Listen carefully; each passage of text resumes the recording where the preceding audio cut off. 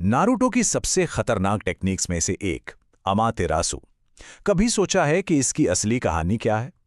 आज हम एक ऐसी प्राचीन जापानी कथा की गहराई में उतरेंगे जो सीधे इस लेजेंडरी एनिमे पावर से जुड़ी है। हाँ, वही कभी ना बुझने वाली काली आग। आखिर ये अमातेरासु नाम आया कहाँ से? क्या इसके पीछे कोई कहानी है? और यकीन मानिए इसकी असली कहानी एनिमे से भी कहीं ज्यादा ड्रामेटिक और दिलचस्प है। तो चलिए इस राज से पर्दा उठाते हैं। तो इस टेक्निक की जड़ें ना एक ऐसी प्राचीन कथा में हैं जो इतनी गहरी हैं कि वो आज भी जापान में सुनाई जाती हैं। तो अब मिलते हैं हमारी कहानी की मेन कैरेक्टर से, सूर्य की देवी, जिनका नाम ही रोशनी का दूसरा नाम है। इनका नाम है अमातेरासु ओमिकामी। ये सूर्य और ब्रह्मांड की जापानी देवी हैं। शिंतो धर्म में इन्हें सबसे पावरफुल माना जाता है। कहते हैं कि इनकी रोशनी से ही पूरी दुनिया चलती है। अच्छा, इनके जन्म की कहानी भी बड़ी कमाल की है। जब देवता ईसानागी ने अपनी बाईं आंख धोई तो सूर्य देवी अमातेरासु पैदा हुई।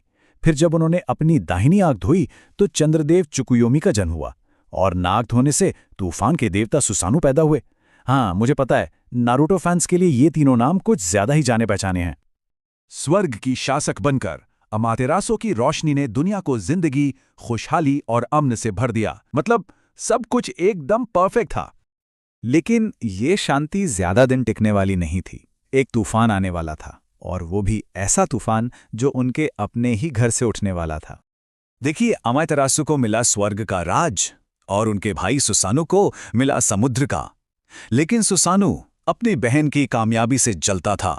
उसकी नजर हमेशा से स्वर्ग पर थी। और फिर एक दिन वही हुआ जिसका डर था। सुसानु गुस्से में स्वर्ग में घुस आया और उसने वो तबाही मचाई जिसकी किसी ने कल्पना तक नहीं की थी। उसने पवित्र चावल के खेत रौंद डाले, सिंचाई की नहरें बर्बाद कर दीं, और फिर उसने सबसे घिनौना काम किया, एक मरे हुए घोड़े को पवित्र बुनाई घर में फेंक दिया। इस हमले में अमातेरासु की एक सेविका की भी मौत हो गई। अमातेरासु पूरी तरह से टूट गईं। उनका दिल टूट गया, उन्हें गहरा सदमा लगा।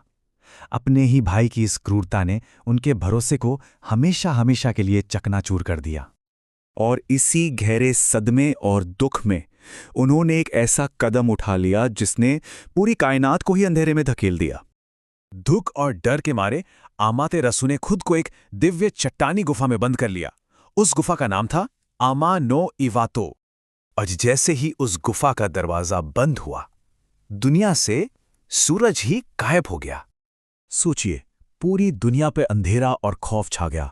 फसलें सूखने लगीं, बुरी आत्माएं आजाद घूमने लगीं, और ब्रह्मांड के जो 80 लाख देवता थे वो सब के सब दहशत में आ गए। हर कोई बस यही सोच रहा था, अब क्या होगा।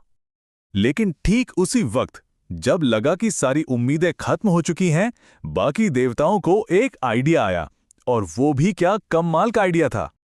तो हुआ ये कि डांस और मस्ती की देवी अमेनो उजुमे ने गुफा के ठीक बाहर एक जोरदार पार्टी शुरू कर दी। वो एक उल्टे टब पर चढ़ गईं और ऐसा मजेदार और अजीब डांस किया कि सारे देवता अपनी हंसी रोक ही नहीं पाए। उनकी खिलखिलाहट उस गहरे अंधेरे में गूंजने लगी। अब गुफा के अंदर बैठी अमातेरासु ने ये ठहाके सुने। वो हैरान थी, सोच रही थी, जब पूरी दुनिया अंधेरे में डूबी है तो बाहर ये लोग जश्न कैसे मना सकते हैं। आखिरकार उनकी जिज्ञासा उनके दुख पर भारी पड़ गई। उन्होंने गुफा का दरवाजा बस जरा सा खोला, ये देखने के लिए कि आखिर बाहर चल क्या रहा है। और बस ठीक उसी पल देवताओं ने उनके सामने एक आईना रख दिया। अमातेरासु ने जैसे ही उसमें अपनी जगमगाती रोशनी देखी, वो तो दंग ही रह गईं। अपनी ही चमक से हैरान होकर वो धीरे से गुफा से बाहर आ गईं, और बस दुनिया में रोशनी लौट आई। तो अब सवाल ये है कि इस पूरी कहानी का नारुतो और मांगेक्यो शारिंगान से क्या लेना देना है। अब आता है सबसे दिलचस्प हिस्सा। ये रहा वो कनेक्शन। याद है देवता इज़ानागी, उनकी बाईं आंख से कौन जन्मी थी? सूर्य देवी अमातेरासु। और वही बनी प्रेरणा मांगेक्यो शारिंगन की उस कभी ना बुझने वाली काली आग की। उनकी दाहिनी आंख से जन्मे थे चंद्रदेव त्सुकुयोमी, जिनसे बना वो खतरनाक गिंजुत्सु। और नाक से जन्मे तूफान के देवता सुसानु, उनसे बना वो विशाल रक्षा कवच सुसानो। मतलब ये तीनों सबसे पावरफुल तकनीकें सीधे इन तीन भाई बहनों की कहानी से निकली हैं। लेकिन बात सिर्फ नामों की नहीं है। सोचिए, एक ताकतवर इंसान का अपनों को बचाने के लिए खुद को अंधेरे में ढकेल देना। ये कहानी हमें सीधे सीधे इटाची उचिया जैसे किरदारों की याद दिलाती है ना, जिसने अपने भाई के लिए खुद को अंधेरे के हवाले कर दिया। तो आखिर में ये प्राचीन कथा हमें सिखाती है कि अंधेरा चाहे कितना भी गहरा क्यों न हो, एकता, समझदारी और खुद को पहचानने से रोशनी हमेशा लौट कर आती है। और ये कहानी एक सवाल भी छोड़ जाती है, जब हम आईने में देखते हैं तो हमें अपनी कौन सी ताकत नजर आती है,